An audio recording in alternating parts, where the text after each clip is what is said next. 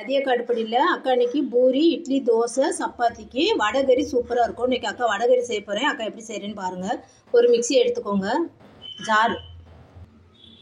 2 cup கடலைப்பருப்பு ஒரு 2 மணி நேரம் ஊற வச்சுருக்கேன் அக்கா. நல்லா தண்ணியை வடிகட்டிட்டு வச்சுக்கோங்க. இப்போ இதை நம்ம மிக்ஸி ஜாரில் போட்டுருக்கோம். இது கூட என்ன சேர்த்து அரைக்க போகிறோன்னா, ஒரு பச்சை மிளகாய் 2ஆக கட் பண்ணி வச்சுருக்கேன் அக்கா. கொஞ்சமாக ஒரு 2 பிஞ்சு சோம்பும் கொஞ்சமாக சால்ட்டு. இதுக்கு எவ்வளோ தேவையோ சால்ட்டு அதை மட்டும் போட்டிருக்கிறேன். இதை வந்து நம்ம கொரகொரப்பாக சுற்றிக்கலாம். இப்போ இந்த அளவு கொரகொரப்பாக சுற்றினா போதும்பா. இது எப்படி சும்மா சின்ன சின்ன உருண்டைன்னு வேணாம், இப்படி எடுத்து இப்படி சின்ன சின்னதாக இப்படி பிடிச்சி வச்சுக்கலாம். ஒரு பிளேட்டில் இப்படி சின்ன சின்னதாக எடுத்து வச்சுக்கலாம். உருண்டைலாம் வேணாம், சும்மா அப்படியே கொஞ்சம் லைட்டாக ஆயிலில் போட்டு எடுக்கிறது தான். இப்போ நம்ம கிள்ளி வடை செய்வோம்ல, அந்த மாதிரி கிள்ளி கிள்ளி வச்சுக்கோங்க. அவ்வளோதான் அக்கா, எடுத்து வச்சுட்டேன். இப்போ ஒரு வடை சட்டியில் அக்கா ஆயிலை காய வச்சுருக்கிறேன். இப்போ வந்து நம்ம இந்த கிள்ளி வச்சது எல்லாத்தையும் போட்டு எடுத்துடலாம். செவக்கலாம் கூடாது, லைட்டாக வேகணும், அவ்வளோதான். 2 ட்ரிப்பாக தான் போட முடியும் நினைக்கிறேன். வேகட்டும், அவ்வளோதான், எடுத்துடலாம். 1 மினிட் கூட ஆக முன்னாடி எடுத்துடணும், அவ்வளோதான். ரொம்ப வேகணும்லாம் அவசியம் இல்லைப்பா, ப்ரௌன் ஆகணும் அந்த மாதிரிலாம் கிடையாது அக்கா. இப்போ இன்னொரு ஷிஃப்ட்டு போட்டு வந்துடுறேன். அவ்வளோதான், இன்னொரு ஷிஃப்ட்டும் போட்டுட்டேன். இதுவும் கொஞ்சம் ஒரு 50 செகண்ட் போதும்னு நினைக்கிறேன். 1 மினிட் கூட தேவையில்லை நம்மளுக்கு. இப்போது நம்ம எடுத்துடலாம். இதை வந்து கொரகொரப்பாக இருக்கிறதுனால ஆயில் வந்து ரொம்ப சிம்மில் வச்சுக்கிட்டுலாம் போடாதீங்க. நல்ல எண்ணெய் காஞ்சதுக்கப்புறம் போடணும், இல்லைன்னா உதிரி உதிரியாக ஆயிரும்பா. எல்லாத்தையும் எடுத்துடலாம். இது இப்போ கொஞ்சம் ஆறணும், கை பிடிக்கிற அளவு ஆறுனதுக்கப்புறம் கொஞ்சம் உதுத்து வச்சுக்கலாம். இப்போ பொரிச்சு எடுத்த வடை ஆறுறதுக்குள்ளே நம்ம தாளிக்க ஆரம்பிச்சிடலாம். டைமை வேஸ்ட் பண்ண வேணாம்.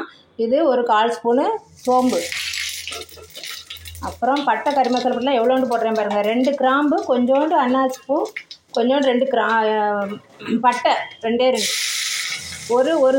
ஒரு பெரிய வெங்காயம் பெரிய சைஸில் பொடியாக கட் பண்ணிட்டது. அது கருகக்கூடாது, கருக ஆரம்பிச்சிருச்சேன்னு சொல்லி படக்குன்னு உங்கள்கிட்ட வெங்காயத்தை காமிக்காமல் போட்டேன்.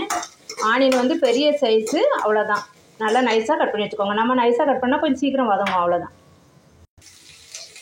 இதுக்கு கரம் மசாலா வேணுனாலும் போட்டுக்கலாம். பட்டை நீங்கள் எவ்வளோனா போட்டுக்கோங்க. அக்கா சின்ன சைஸில் 2 பீஸும் 2 கிராம்பு, கொஞ்சோண்டு பிரியாணி பூ போட்டிருக்கேன், அவ்வளோதான். ஏன்னா இந்த வாசனை ரொம்ப பிடிக்காது, அதனால். இப்போ இதுக்கு வதங்குறதுக்காக நம்ம சால்ட்டு கொஞ்சோண்டு ஒரு கல் ஸ்பூன், ஒரு 1/4 ஸ்பூன் போடுறோம். இந்த ஆனியன் வதங்குறதுக்கு அந்த நம்ம பருப்பு, கடலைப்பருப்பு கூட கொஞ்சோண்டு போட்டு அரைச்சிருக்கிறோம். அது ஒரு 1/4 ஸ்பூன் கம்மியாக தான் போட்டு அரைச்சிருக்கிறோம்.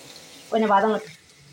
இப்போ ஆனியன் வதங்கின போதும். அடுத்து கொஞ்சோண்டு இஞ்சி பூண்டு அக்கா தட்டி வச்சுருக்கேன். நீங்கள் பேஸ்ட்டாக இருந்தால் ஒரு 1/2 ஸ்பூன் போட்டுக்கோங்க அக்கா. இஞ்சி எப்போதுமே அதிகமாக போட்டுட்டு பூண்டு கம்மியாக தான் எடுப்பேன். இதையும் போட்டு வதக்கிக்கலாம். அதுக்கப்புறம் ஒரு மீடியம் சைஸ் தக்காளி பொடியாக கட் பண்ணி வச்சுருக்கேன். கொஞ்சோண்டு கறிவேப்பிலை, இதையும் போட்டு அவ்வளோதான். இப்போ நல்லா வதக்கி கொடுக்கணும். இப்போ தக்காளி நல்லா மசிஞ்சிருச்சு. இதுக்கு மசாலா என்னென்னு பார்க்கலாம். காரத்துக்கு தனி மிளகாத்தூள் ஒரு 1/2 ஸ்பூன், அப்புறம் தனியாத்தூள் ஒரு 1/4 ஸ்பூன், அப்புறம் மஞ்சத்தூள் ஒரு 1/4 ஸ்பூன், அவ்வளோதான். போட்டு நல்லா வதக்கிடலாம். இப்போ அந்த வடையை ஆறுனதுக்கப்புறம் அக்கா உதுத்து வச்சுருக்கேன் இந்த மாதிரி, அதை போட்டுக்கலாம். ரொம்ப ரொம்ப டேஸ்டியாக இருக்கும் இந்த வடைக்கறி. இப்போ அக்கா பாருங்கள், இந்த மிக்சியில் கொஞ்சோண்டு அந்த வடைக்கு அரைச்ச அந்த பருப்போடு சேர்த்து தண்ணி கலக்கி வச்சுருக்கேன். ஒரு 2 உருண்டை அளவுக்கு பருப்போடு கலக்கிடுங்க. அப்போ தான் கொஞ்சம் கெட்டியாக நல்லாயிருக்கும், நீர்த்து போகாத மாதிரி இருக்கும். அப்படி இல்லைன்னா நீங்கள் தேங்காய் அரைச்சி ஊற்றணும். இப்போ நம்ம அரைக்கிறோம்ல அந்த பருப்பை ஒரு 2 உருண்டை அளவுக்கு கலக்கிடுங்க. கலக்கி ஊற்றினா தான் நம்மளுக்கு நல்லா கொஞ்சம் கெட்டியாக இருக்கிற மாதிரி இருக்கும். இல்லாட்டினா ஒரு மாதிரி நீர்த்து போன மாதிரி இருக்கும். கிரேவி ஒழுங்காக தெரியாது வடைக்கறி. இன்னும் கொஞ்சம் நம்ம வாட்டர் ஊற்றிக்கலாம்.